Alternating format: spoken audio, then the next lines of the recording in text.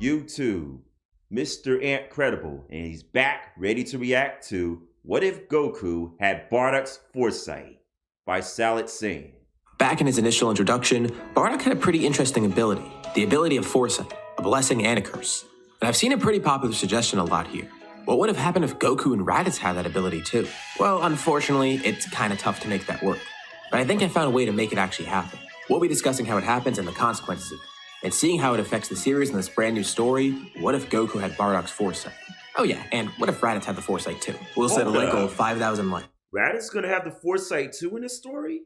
Aw, snap! A redemption for Raditz right there. Okay. And if we hit that, I'll continue this into a full series. So our story begins trying to explain how this even occurs. Bardock originally got his foresight after the fact, after Goku and Raditz were born. It wasn't anything genetic either. It was activated during battle. So we can't say Goku and Raditz were born with it because that doesn't work. Although, I have an idea of how to make it work. Surprisingly, both Dragon Ball Super Bardock and Dragon Ball Z Bardock can be pieced together pretty easily. You will have to change a few things around for both of them, but you can make it work without taking too much of a creative liberty. And now you're probably wondering, why are you combining the two Bardocks? Well, we need Z Bardock because he's the one who has that ability, but we need Super Bardock for another reason. He has the same encounter with the Heaters that he initially did on Planet Cereal. And here, Minato ends up making a wish for Bardock, asking for his two sons to thrive. This part of Bardock's story doesn't change. Immediately after, he heads back home. And this is some more minus stuff. This is when he sends Kakarot away. And then after that, he'll have the same encounter he did with his squad, being sent out on a mission where they die and he gets his foresight. As far as we know right now, this hasn't happened in canon. Although I am recording this in November, and knowing Dragon Ball Super, they always introduce stuff after the fact, so when I record something, it's immediately outdated, so I don't know, maybe they will introduce this. But jokes aside though, we haven't seen this yet. And including this isn't really too outlandish. The biggest change here is that Bardock's already suspicious of Frieza beforehand, having heard it from the Heaters. But he has to go on this mission. He can't act suspicious. It's all to protect Kakarot, draw the attention away from him. And this isn't really changing too much of canon either because his squad does exist in both versions of the story. It's kind of just changing the order of events here. But the two important things are, Minato made a wish for his sons to thrive, and Bardock was able to get his foresight. For the events leading up to his death, we'll follow the events of Bardock, father of Goku, which is the original introduction for him. Although it kind of does line up with minus because he ended up fighting Frieza there too, or attempting to, and this leads us to his death. Bardock watches. Frieza's attack barrels towards the planet. He tries to attack, fighting back with his own blast, but of course it does nothing. And Bardock ends up being one of the first casualties of it, being consumed by Frieza's attack, dying from it. Although, before he dies, something strange happens. He sees a vision, or two actually. One vision is Frieza, looking different than before, facing down two figures. He can't really make them out, but their hairstyles, it's unmistakable. Are these adult versions of Kakarot and Raditz? He's not sure, because before they turn around, another vision appears. He sees a dragon. He's not sure what it is, but it's Taranbo. Bardock looks around him. He's in nothingness, just a blank space, a place between otherworld and the living world. It's a strange vision, and he's not even sure if this is a vision. Taranbo talks to Bardock. Minato made a wish for Bardock's sons to thrive, actually going through with it and making the wish. And Bardock's surprised. He didn't realize Minato actually did make a wish for them. And Taranbo explains. He can ensure that his sons will grow up and thrive, but only up to a certain point. Although, he'll make a bargain with Bardock if you like. That power of his, that foresight, the blessing and the curse. He can grant that power to his two sons, further protecting them, beyond the point where they're grown. And it is a gamble because in Bardock's eyes, there's downsides with it. But from what he saw, there was that vision where they were facing Frieza, or at least that's what he assumed was happening. And he thinks on it, but he realizes there's only one right choice here. He already saw what's gonna happen, or at least part of it. So whatever choice he goes with here, he knows it'll turn out well. He goes with his gut. He accepts the bargain. Grant this power to Kakarot and Raditz. Taranbo acknowledges this very well. A light flashes, and Bardock's life ends. Frieza. Oh, this might be more exciting than what I actually saw in real life series because Raditz wasn't included much in the canon series because of the first episode of what just happened. I'm sure we all know what happened to Raditz, but here, him adding Raditz to the story, giving him some redemption. Oh, I just can't wait for more details of this story. I just can't wait. Was there, watching over the planet exploding. He looks on triumphantly, but little does he know, he might have just created one of his worst nightmares. And as Bardock is sent to Otherworld, he wonders if he made the right choice. That foresight allowed him to see bad things that would happen. Theoretically, it should protect them, right? But could it also make them more paranoid and cause things to happen that weren't supposed to? He's not too sure. It's a conundrum, a double-edged sword that we'll be exploring throughout this series. And there we have our explanation. It's a little strange, but I didn't need to take too many liberties with it. Honestly, it's a very interesting concept, so I wanted to do whatever was possible to make it happen. I also considered just having it activate when Kakarot hit his head, but I did it this way specifically to have Raditz have it too. And we'll be seeing how it plays out for both of them. Goku, the pure-hearted one, and Raditz, the evil one of his sons. What will this change about their lives then? Wait. So, Bardock made a wish for his sons to thrive, which is specifically having Raditz and Goku getting the foresight ability that he had in the movie. So even with that, Goku is still going to hit his head, like in canon? Wouldn't that affect his foresight ability a lot? Oh, man. Not really too much. Let's start by covering Goku. On Earth, he doesn't really encounter too much danger at first. He's already strong to begin with. But there is a drawback here. Him hitting his head actually kind of delays the effects of this. Kakarot had the ability of foresight, but once he hit his head, it made it more dormant, and he doesn't immediately develop the power. Bardock's foresight was activated in the part of his brain after all, and if Goku's getting damage to his brain, that has a negative effect here. Goku does have visions occasionally, but never really thinks much of them. They're few and far between, and they're always very brief. They only really ever occur in his dreams too, never occurring while he's conscious. And he just chalks it up to coincidences, having dreams about something happening and then it kinda does happen.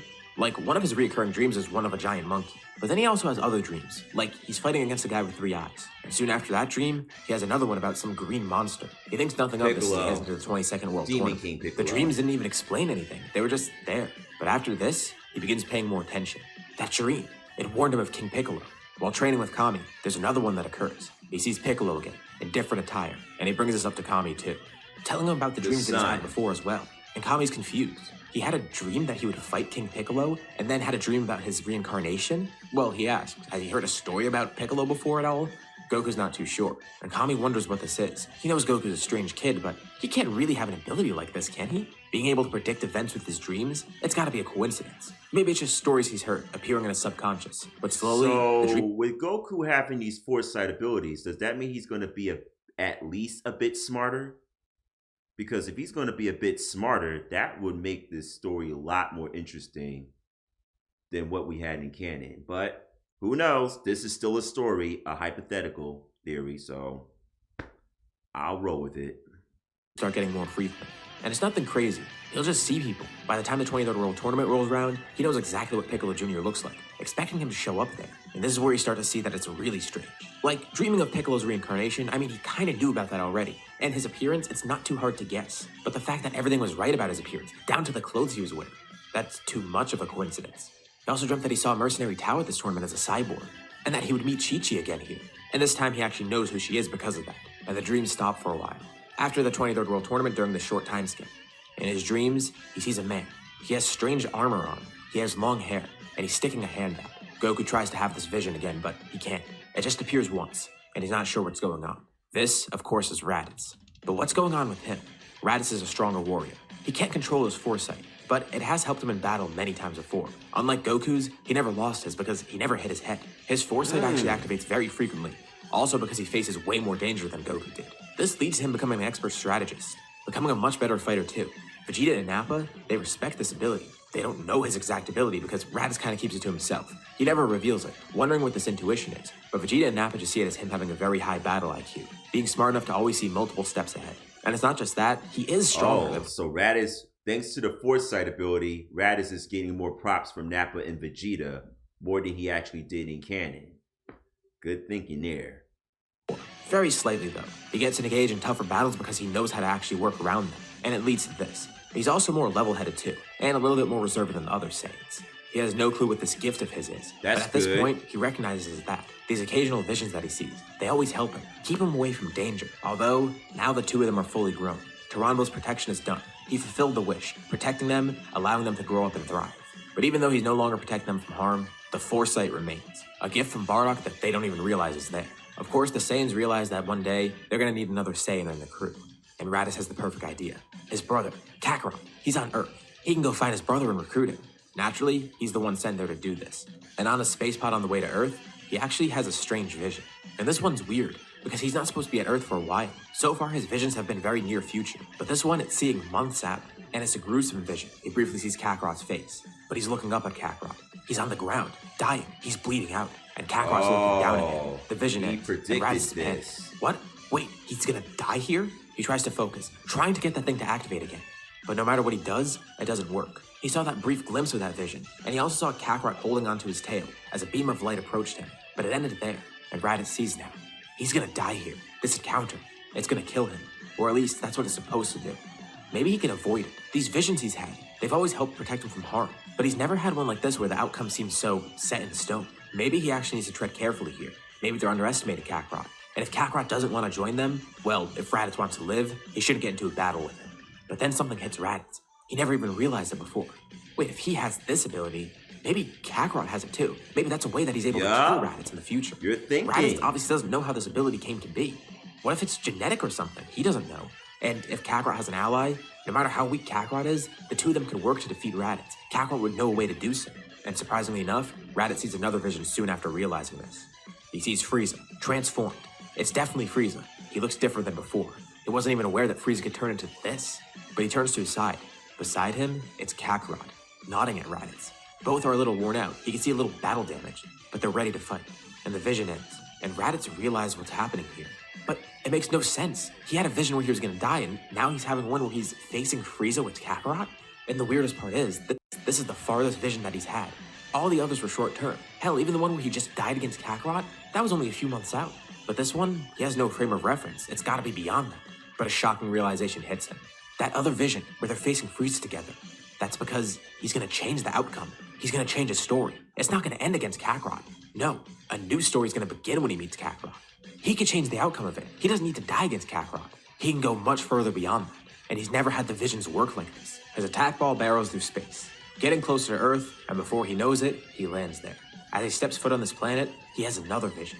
It's Kakarot, standing there. And Raditz is seeing from his point of view. He sees his hand outstretched towards Kakarot. You can see that he's a bit reluctant, but all he sees is that he's looking at Kakarot. And this vision is not far in the future like those other two that he had. This vision, it's from later today. Actually, maybe a few minutes from now. Damn it, what's going on with him? He looks on his scouter, seeing a couple power levels. He only wants to find Kakarot. He goes to the first one he sees, with that being Piccolo. And as Raditz lands, he recognizes this man. He saw him far away. In one of his visions where he was dying against Kakarot, he saw it. Piccolo. This guy's standing there. This Namekian. And Raditz knows he needs to be careful. If he plays his cards right, he could live. But he also knows that if he plays them wrong, he'll die here. This will be his last day living. And remember, Raditz is a lot more reserved here, more level-headed. He still is an evil Saiyan, but he's gonna be smarter about his choice of words and how he acts here, especially with the visions helping him. So instead of even picking a fight with Piccolo, he asks, where's Kakarot? Piccolo has no clue of who he's talking about. And Piccolo's very combative, but Raditz can't go any further than this. He is getting pissed though, annoyed that he doesn't get the info that he wants. He tells Piccolo he's looking for another Saiyan warrior. How is this planet even still alive? Kakarot should have wiped it out by now. And Piccolo has no clue what he's talking about. Okay, well, he could describe Kakarot. He remembers seeing him in an orange outfit with a blue shirt underneath, with some symbol on his chest. Obviously, Kakarot might not even be wearing that right now, but it's worth a shot asking. And Piccolo immediately knows who he's talking about. Goku? Raditz has no clue who this Goku is. But suddenly, his scouter goes off. It detects another high power level far away, and then Piccolo looks in the same direction. That is where Goku's power is coming from. And Raditz doesn't say anything. He immediately heads off, going over there. What is he doing? He feels like a coward. He could have been more aggressive, getting the info that way. That Namekian was no trouble. He shouldn't be scared of him. Just because he saw a vision where he might have died against Piccolo doesn't mean that it was actually going to happen. He shouldn't have been so cowardly. I can see this. He trusts his visions, though, and he knows that they keep him away from harm, but for some reason he was so cowardly this time around, and he doesn't know why. I can see Raditz thinking like this while having the foresight ability. Because Raditz is still an evil Saiyan, just like in canon. And he has pride where he will find anybody that's weak to him, especially him being a Saiyan, he's going to go for the kill. He will start toying with him a little bit, but then if he gets bored, he'll kill his opponents right there, like point blank period. But in this story, with the foresight ability, he was smart. He was smart because if he had been going about what happened in canon, Raditz would die, just like he mentioned. Going on with it. There's a reunion at Kame House, and Goku's feeling a little bit strange. That vision that he had before, the man with the long hair and the armor, from what he remembers, he met him here at Kame House, and this is the first time he's been here since he had that vision. He tells Roshi about this too, saying that he's had these visions before and he's told Kame about it. And Roshi has no clue of what to think. But did the vision have anything bad in it? And Goku has no clue. He just remembers meeting somebody here. He still doesn't know if these visions are even true or not. And Roshi says he just might be overthinking it. But still, the fact that he foresaw Piccolo, hell, even Tenshinhan, and that Great Ape thing, he's seen things before they've happened, even if they've been vague before. But then he senses a power approaching. And this confirms it for him. This has to be it, that man that he saw. Raditz lands on the island, intimidating everybody. But he's not immediately aggressive. He just stands there as Goku comes outside Akame House. His eyes widen as he sees Raditz, with Raditz having the same reaction. The two lock eyes. And then at the same time, they both see that same vision. The one of them encountering each other. As they stare each other down, Krillin asks what's wrong. And Goku says he doesn't know. He doesn't think anything's wrong. At least not yet. He just had some sort of vision, some hallucination. The same one he had before, but this is the first time that it happened while he was conscious. And it's the same one that he saw beforehand. And Raditz is intrigued to hear this. So he does have them too. Wait, what? Raditz walked closer to him. He asked Goku, has he had any of these before? Well, Goku says he's had weird dreams where he sees things that eventually happen, but it's rare, few and far in between. And Raditz tells Goku, he has a gift. They both do. He's had the same visions. And Goku asks, who is he? Why do they both have this? And Raditz explains, he's Goku's brother. They're aliens, Saiyans. Oh, much better introduction. Much better introduction. I like that. I like where you're going with the story. Kakarot doesn't have these visions like Raditz does, but also the fact that he goes by Goku and not Kakarot. Doesn't he remember his name? Well, not actually. He doesn't know anything about his past. And Raditz inquires, did he hit his head or something? And that's exactly what happened. And Raditz theorizes, well, that explains the memory loss, but possibly also why his visions don't work the same as Raditz. But he does have them, so it is between them. Maybe it's genetic or something. They don't know. Maybe hitting his head is why this divination is latent for him. He clearly has it, but not to Raditz's level. And Goku tells Raditz, he's seen him before, in a vision a while ago, a dream. And Roshi's amazed. It's true. He saw the future just like Baba could do. And Bulma asks if this is new, but Goku says no. He goes into more detail about it. He just never realized. First, it was a coincidence, but then things started lining up too weirdly, especially when he first met Piccolo Jr. But that leads Goku to his next question. Why is Raditz here after all this time? What brought him here to Earth? Why did he want to find Goku? And Raditz almost says that he needs Kakarot to help him take over a planet, but changes. He knows their true motive, and knows what they really need to do down the line. He goes with his vision, the one that he saw before.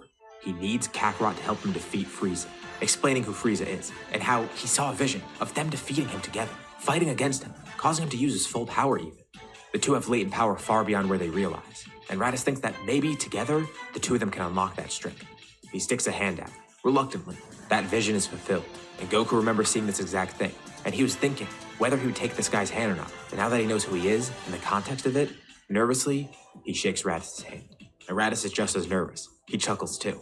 What a huge change of plans. But if his visions led him to this is how he could survive. And normally no one would be sure about this. I mean, an alien showing up telling Goku he's his brother? But Goku's visions tell him that this is the correct choice. Kakarot thinks this might be fate, but Raditz sees it as something different. This is him changing fate. His visions, they're not set in stone. They're something that could be changed. He could alter the future. He could prevent things from happening. And don't mistake this for Raditz being good. They just have a common goal. Survive and fulfill their visions, learning more about them. And Raditz's personal goal is to defeat Frieza, with Goku also jumping on board that. Excited to fight a guy that's supposedly that strong. And Raditz looks over at Gohan. Typical. Wondering how strong a hybrid could be. And he looks around at the rest of them, recognizing how truly weak everyone is in comparison to him. He's still not sure if this is going to work, but his visions haven't been wrong yet. Maybe this could actually work. And this is where we'll leave off for now. So, what'd you guys think about this part? What's going to happen next as the story continues? Leave any thoughts or suggestions in the comments below. I'd love to see what you guys think. As usual, be sure to drop a like and subscribe if you haven't already, especially if you want to. Yeah, that was actually a good part one of the story of what if Goku had Bardock's foresight, and also Raditz having it as well.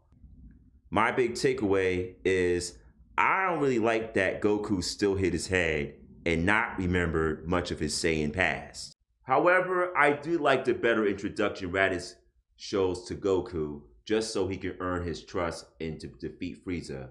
Now, granted, he's still an evil Saiyan, but he's a lot more reserved, like he said in the story. So that was it of what if Goku had Bardock's foresight. Leave a comment, like, and subscribe, and hit the notification bell so you won't miss any single videos I post. This is Mr. Ant Credible, and I'll see you guys on the next video. Peace.